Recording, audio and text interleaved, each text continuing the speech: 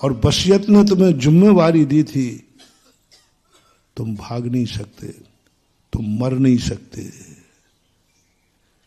बसियत की जिम्मेवारी लेते हुए यदि तुमने बसियत नहीं छोड़ी, जिम्मेवारी नहीं छोड़ी, तुम मर नहीं सकते।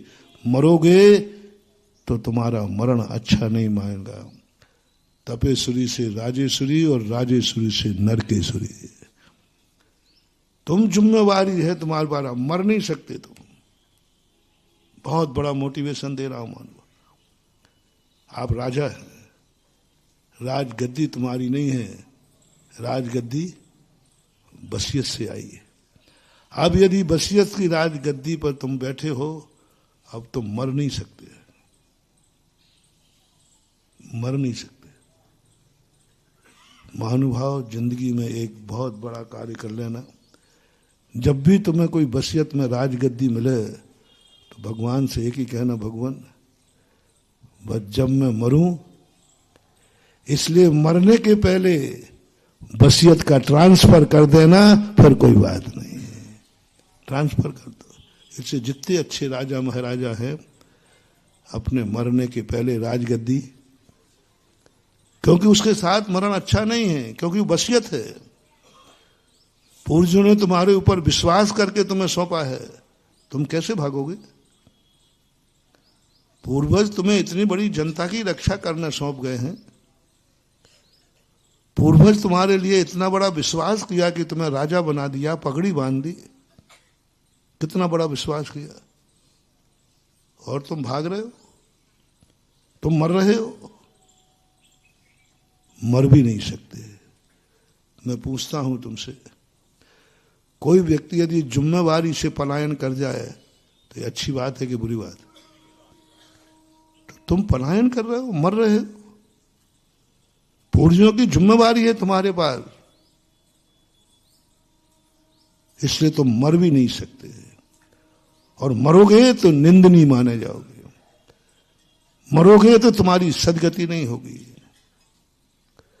क्योंकि तुम जिम्मेवारी से भागे हो, क्योंकि तुम जिम्मेवारी को पूर्वजों ने तुम्हें सौंपी थी और तुम ऐसे ही छोड़ के भाग गए, तुम ऐसे ही छोड़ के मर गए।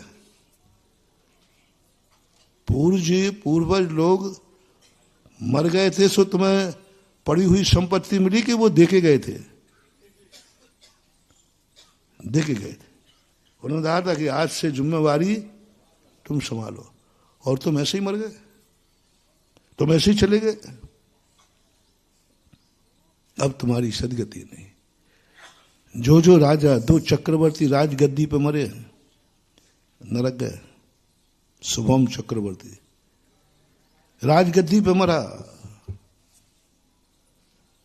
जितने राजा महाराजा हुए, उनकी 2 ही सदगति होती है, या तो युद्ध में लड़ते लड़ते मर जाए तो उसे शहीद बोलते हैं, और या फिर राजगद्दी छोड़ के मरण प्राप्त करे उसे सन्यासी बोलते हैं। या तो युद्ध में लड़ते लड़ते मर, किसके लिए मरा है? देश के लिए मरा है। अब वो उसकी, अब कोई गलत नहीं है, देश के लिए रक्षा करते हुए मरा है, उसकी सदगति हो, राजा शहीद हुआ है। और या फिर राजगद्दी छोड़ करके मरा है तो वो सन्यास लेके मरा है, किसी को दे के गया है। यदि राजगद्दी दी भी नहीं और युद्ध में गया नहीं और वैसे मरण को प्राप्त हो रहा है, तो फिर उसको माफ नहीं किया जाएगा। ऐसे किसी दरिद्र भिखारी की गोद में जन्मेगा, कहां राजा से भिखारी है, सीधा राजा से भिखारी बनेगा, क्योंकि वो जिम्मेवारी के साथ मरा है, राजगद्दी पर मरा है। इसलिए भारतीय दर्शन में अच्छे राजा हमेशा मरने के पहले राजगद्दी छोड़ देते हैं। अच्छे राजा, दशरथ आदि राजा, तीर्थंकर आदि राजा, अच्छे राजा कभी राजगद्दी पे वो दे दिए। जिम्मेवारी सौंपो, जिम्मेवारी किसी देखो बड़ो, जिम्मेवारी तुम्हारे पास है तो तुम्हारा कल्याण हो ही नहीं सकता। यानी जिम्मेवार व्यक्ति मरना चाहे तो मर भी नहीं सकता। मरने के पहले आप जिम्मेवारी का ट्रांसफर कीजिए, राज तिलक कीजिए। गजब बात है। तीर्थंकर को वैराग हो गया, तुरंत दीक्षा लेके चले जाते, क्या लेना देना था, क्या पड़ी थी उनको। वैराग हुआ था सीधा चले जाते, नहीं, राजगद्दी छोड़ के नहीं जा सकते हो, राजगद्दी देकर जाना पड़ेगी, क्योंकि तुम्हें छूटी हुई राजगद्दी मिली है कि दी हुई राजगद्दी मिली है।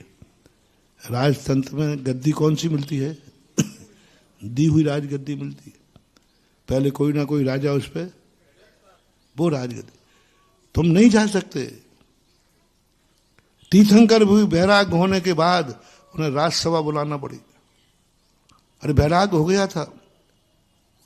गजब की बात कही जिनसेन स्वामी ने हरिवंश पुराण में। नेमिनाथ भगवान को बैराग हुआ जूनागढ़ के उद्यान में। बैराग होने के बाद वो सीधी दीक्षा लेने नहीं जा पाया। गिरनार पास में था, चले जाते, नहीं, उन्हें द्वारका लौट के जाना पड़ा। द्वारका लौट के गए क्योंकि वो युवराज थे, युवराज पद उनके पास था, जिम्मेवारियां थी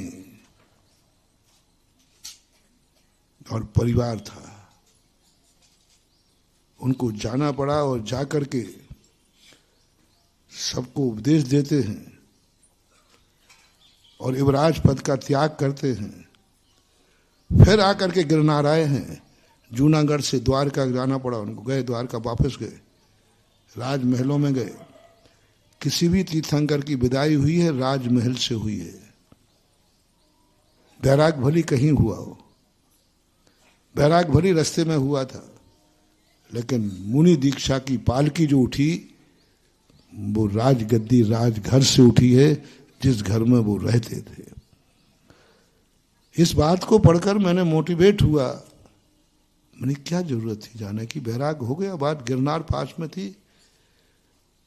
जब इसका बहुत दिनों तक मैंने इस पर चिंतन किया, विचार किया, स्वाध्याय किया, तब रहस्य पता चला, जिम्मेवार आदमी का कभी कल्याण नहीं हो सकता, क्योंकि उसके ऊपर जिम्मेवारी है।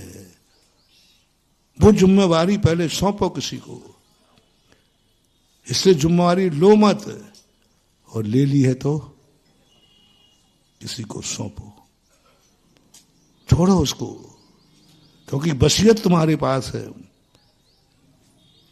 अब आप लोग देख लो आपके पास क्या क्या वसीयत है। बहुत मजेदार पॉइंट आया बेटा, सब फंसोगे। बाप की कमाई पे नियत खराब करने वालों आज आए घेरे में। बाप की कमाई पर दोनों भाई लड़ने वालों आ जाओ अब पहाड़ के नीचे, ऊंट ले और ले ले। बाप की कमाई कितनी चाहिए? लड़ते हो एक एक फुट के लिए, लड़ते हो इनके लिए। अच्छी बात नहीं है वसीयत। वसीयत एक बहुत मजबूरी में ली जाती है। वसीयत परोपकार के लिए ली जाती है, वसीयत स्वार्थ के लिए नहीं ली जाती। महानुभाव, वसीयत जो ली जाती है स्वार्थ के लिए नहीं ली जाती है, पर के लिए ली जाती है, परोपकार के लिए, परोपकार के लिए ले जाती है। इस राजगद्दी पर क्यों बैठ रहे हो? राजा बनने के लिए नहीं, प्रजा का पालन करने के लिए। प्रजा पालक कहा उसे। कितना अंतर आ गया।